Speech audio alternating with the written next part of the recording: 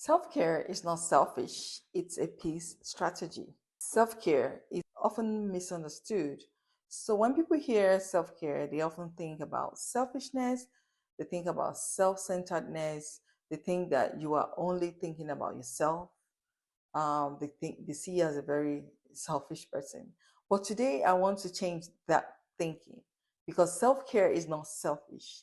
It's actually a peace strategy. And when we neglect it, guess what happens? Conflict grows within us and around us. Welcome to Mindful Peace with Dr. Antonia. If you're seeing my channel for the first time, please like, share, subscribe, and leave your comments in the comment section below. Self care. What does this really mean? When you hear about self care, don't think it's just having a bubble bath or going on vacation. The real meaning of self care, resting, is part of self care. Rest before you burn out. Do you rest when you need to? Can you say you are satisfied with the quantity and quality of your sleep? Most people sleep 2 to 4 hours every day and they feel they can continue like that forever. No, our bodies need rest. If not, we may crash big time. Setting boundaries without feeling guilty. Can you say no to people and not feel guilty? When they need your help and you are tired, are you able to say so? I'm sorry, I'll help you next time. I can't do this now. Seeking help when you are overwhelmed. Do you know who to call in time of crisis or danger? Please refer to my last video on who to call during crisis and the available crisis numbers to call. Self-care is the daily practice of caring for your mind, your body, and emotional well-being. And when self-care is ignored, this is what happens. Stress builds, patience shortens, and peace begins to crack. Peace does not begin in government offices. Peace begins in regulated nervous systems. When you are rested, when you are emotionally supported and mentally grounded, you respond instead of react. You listen instead of explode. You pause instead of escalate.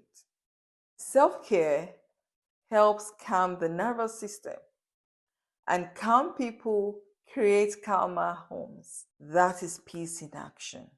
So you see why you shouldn't feel self-care is selfish. Your self-care is beneficial to not just yourself, but to your family, to your friends, and the whole community as a whole. There's a myth that goes around. It says self-care is selfish. Many of us were brought up to believe that you must put everyone else first. There's nothing wrong in that, but you have to do it with moderation. There's a myth that also says you must keep going no matter how tired you are until keep going until you break down. Another one says you must rest only after everything is done. But here's the truth. When you neglect yourself, it's like pouring from an empty cup. And physical and mental exhaustion often occurs. And when this happens, this is what you will see: irritability. You become withdrawn from others and you begin to isolate yourself. Anger shows up. You yell, you scream, you have temper outbursts. Resentment begins. You begin to resent people around you. You don't want to see people. You don't want to come close to them. Then emotional shutdown. You become numb and your brain disconnects from emotions, from thoughts or sensations due to overwhelming stress and unmanageable emotions. None of these can create peace. Actually, when this happens, there's chaos inside, within you, and outside. Caring for yourself allows you to be more present for others. It allows you to be more compassionate and more emotionally available. And this benefits everyone. But when you are irritable, angry, this doesn't help. Self care as a conflict prevention. Many conflicts are not about the issue, they are about stress, about fatigue, and emotional overload. Think about it. How many arguments happen when people are overworked? They get snappy and tired and disgruntled.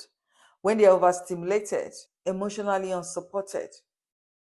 Self-care reduces emotional tension before it turns into conflict. It is not weakness, it is wisdom. Self-care can be simple when you follow these tips.